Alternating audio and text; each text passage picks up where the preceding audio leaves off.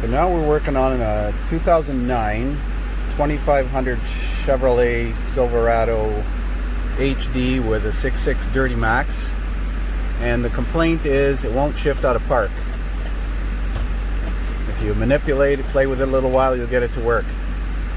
But if you notice, when I step on the brake back here, you see that mirror there, there's no brake lights. So I'm sure the brake light switch has failed and it's not seeing you step on the brake pedal, so the gear shift indicator is locked out. It also has a code in history, P0571, for brake switch malfunction. So we're going to go ahead and change the brake switch. So here's where the brake light switch lives. It's right up on the brake pedal up there. And there's a 6mm bolt that holds the, it's a secondary bolt that holds the retaining clip in place, and then there's a wire connector on it.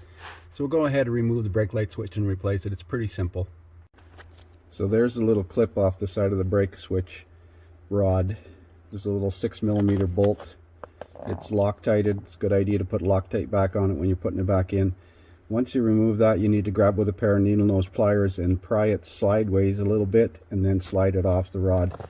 Then the brake switch should come out. I've got the electrical plug unplugged. Here is the new part, SLS 336.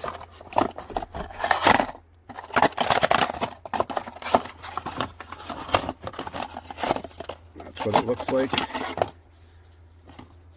It's pretty straightforward.